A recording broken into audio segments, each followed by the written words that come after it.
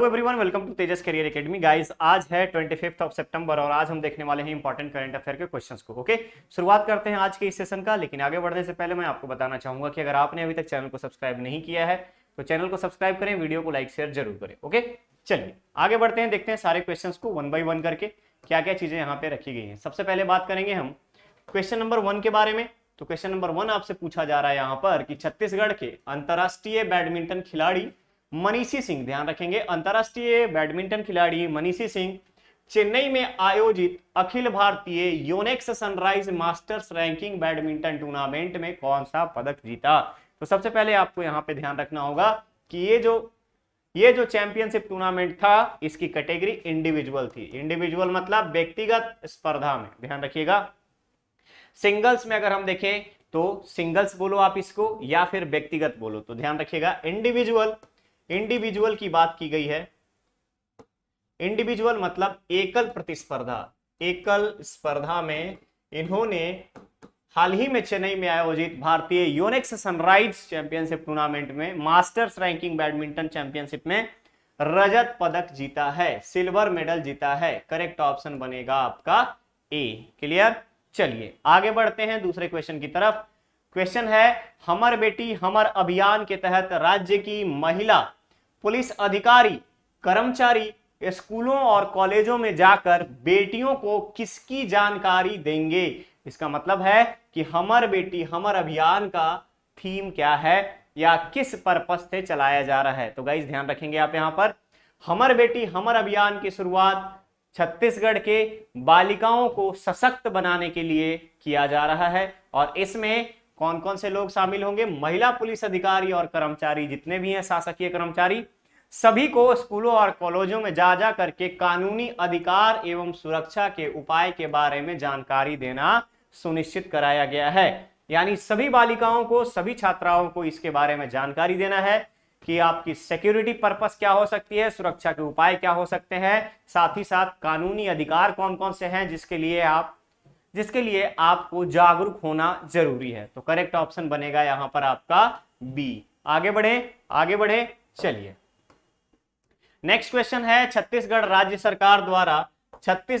सरकार द्वारा खरीफ सीजन में कितने मिलियन टन खाद्यान्न के उत्पादन का अनुमान लगाया गया है। तो खरीफ सीजन अगर हम बात करें 2021-22 की या 22 से 23 के, तो टोटल प्रोडक्शंस के बारे में पूछा जा रहा है कि खाद्यान्नों का, फूड ग्रेन्स का टोटल प्रोडक्शन कितना होगा। तो ध्यान रखेंगे आप यहां पर 149.92 मिलियन टन, याद रखेंगे आप, मिलियन टन, ठीक है, मिलियन टन प्रोडक्शन की उत्पादन का अगर हम बात करें तो अनुमान लगाया गया है कि इस साल के खरीफ वर्ष में इतने मिलियन टन के फूड ग्रेन्स जो हैं हमारे छत्तीसगढ़ में उत्पादित होंगे। क्लियर रहेगा। इसमें अगर कैटेगरी देखेंगे तो डिफरेंट कैटेगरी को रखा गया है, जिसमें आपका कपास, चावल के बाद फिर अगर आप देखेंगे तो यहाँ पे अलग अलग खरीफ के साथ बोई जाने वाले फसलों को कैटेगराइज किया गया है। ठीक है, चलिए आगे बढ़ते हैं हम दूसरे क्वेश्चन पे। क्वेश्चन है हाल ही में भारतीय रिजर्व बैंक द्वारा 13 भाषाओं में उपलब्ध नोट पहचानने में दृष्टिहीनों की मदद करने वाले किस ऐप को लॉन्च किया गया है। तो गाइस हम यहां पे बात करें तो भारतीय रिजर्व बैंक की स्थापना हमारे भारत में गवर्नमेंट ऑफ इंडिया एक्ट के बाद 1937 में की गई थी। ध्यान रखिएगा 1937 में की गई थी। और यहीं पे अगर हम आपसे बात करें तो हाल ही में भारतीय रिजर्व बैंक के द्वारा दृष्टिहीनों को नोटों को पहचानने के तरीके के लिए एक नया ऐप लॉन्च किया गया है, जिसमें 13 भाषाओं में कोडिंग की जाएगी। और इस कोडिंग के लिए किए गए ऐप का, करेंसी को पहचानने वाले इस ऐप का नाम रखा गया है मनी ऐप। याद रखिएगा, मनी ऐप लॉन्च किया गया है दृष्टिहीनों को नोट को पहचानने की मदद करने के लिए। क्लियर, चलिए आगे बढ़ते हैं। क्वेश्चन है पोषक अनाज अवार्ड 2022 से किस राज्य को सम्मानित किया गया है। ठीक है, किस राज्य को सम्मानित किया गया है। तो हाल ही में छत्तीसगढ़ को पोषक अनाज अवार्ड 2022 से सम्मानित किया गया है, क्योंकि यहां पे जितनी भी पोषक से रिलेटेड, न्यूट्रिशन से रिलेटेड जो बातें होती है, इन सभी न्यूट्रिशंस वाले फूड ग्रेन्स के डेवलपमेंट और फूड ग्रेन्स के प्रोडक्शन के लिए छत्तीसगढ़ को यह अवार्ड दिया गया है। तो करेक्ट ऑप्शन क्या बनेगा आपका? छत्तीसगढ़। ठीक है, चलिए आगे बढ़ते हैं। क्वेश्चन है हाल ही में छत्तीसगढ़ के किस किस्म की गाय, ठीक है, यहाँ पे गाय की प्रजाति के बारे में बोला जा रहा है, का गौमूत्र जापानी कंपनी खरीदेगी। जापानी कंपनी खरीदेगी, तो जापानी कंपनी के लिए अगर हम बात करें तो टाउ एग्रो, ध्यान रखिएगा आप, टाउ एग्रो जापानी कंपनी है, टाउ एग्रो। इसने छत्तीसगढ़ के गोधन न्याय योजना के तहत गौमूत्र की खरीदी करेगा और इन्होंने स्पेशली छत्तीसगढ़ में पाए जाने वाले कोसली गाय की प्रजाति, ध्यान रखेंगे आप, कोसली गाय की प्रजाति को इसके लिए सेलेक्ट किया है और बोला है कि हमें कोसली गाय की प्रजाति के गौमूत्र की बात करें तो गौमूत्र ही खरीदेंगे। और इसकी अभी जांच शुरू कर दी गई है कि जिस लेवल पे या जिस अप टू मार्क पे इस कंपनी को गौमूत्र चाहिए वो है या नहीं। तो ध्यान रखेंगे आप, कोसली गाय की प्रजाति को जापान की टाउ एग्रो के द्वारा सेलेक्ट किया गया है, किसके लिए? गोमूत्र के लिए। क्लियर रहेगा? चलिए आगे बढ़ते हैं दूसरे क्वेश्चन पे। क्वेश्चन है छत्तीसगढ़ राजभाषा आयोग द्वारा महासमुंद, ध्यान रखेंगे, छत्तीसगढ़ संस्कृति का मान बढ़ाने वाले महासमुंद जिले के कितने कलाकारों को सम्मानित किया गया? तो हाल ही में छत्तीसगढ़ राज्य भाषा आयोग के द्वारा महासमुंद में एक कार्यक्रम आयोजित किया गया था जो कि छत्तीसगढ़ की संस्कृति को सहेजने और संजोने के लिए अगर हम बात करें उस पर्पस से अलग अलग क्षेत्र के कलाकारों का, यानी जैसे कोई हॉलीवुड में काम करता हो, छत्तीसगढ़ी मूवी में काम करता हो, छत्तीसगढ़ी गानों के ऊपर अपना कार्यक्रम प्रस्तुत करता हो, इन सभी चीजों के लिए महासमुंद के 14 कलाकारों को सम्मानित किया गया है। 14 कलाकारों को सम्मानित किया गया है जो कि अलग अलग क्षेत्र से आते हैं, जिनमें से कोई अभिनय से आता है, कोई सिंगिंग से आता है, कोई वादन से आता है और कोई नृत्य से आता है। क्लियर रहेगा? तो करेक्ट ऑप्शन है यहां पर आपका सी। आगे बढ़ते हैं दूसरे क्वेश्चन पे। क्वेश्चन है छत्तीसगढ़ डिस्ट्रिक्ट इंडिकेटर फ्रेमवर्क की हिंदी पुस्तिका का विमोचन किसने किया? तो ध्यान रखेंगे आप, छत्तीसगढ़ डिस्ट्रिक्ट इंडिकेटर फ्रेमवर्क हाल ही में छत्तीसगढ़ के संस्कृति एवं कला मंत्री के द्वारा, जिनका नाम है अमरजीत भगत, उन्हीं के द्वारा हाल ही में विमोचन किया गया है।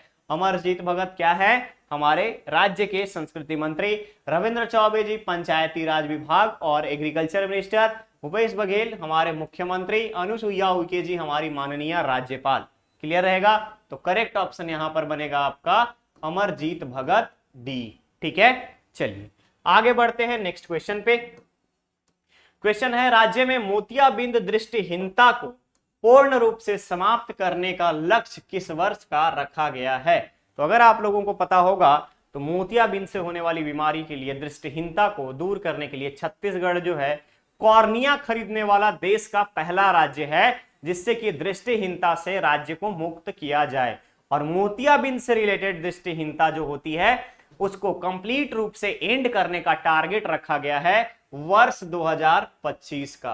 ध्यान रखिएगा, वर्ष 2025 तक छत्तीसगढ़ को टारगेट ये लिया है छत्तीसगढ़ सरकार ने कि हम अपने राज्य को मोतियाबिंद से होने वाली दृष्टिहीनता से पूर्ण रूप से मुक्त कर लेंगे। क्लियर रहेगा?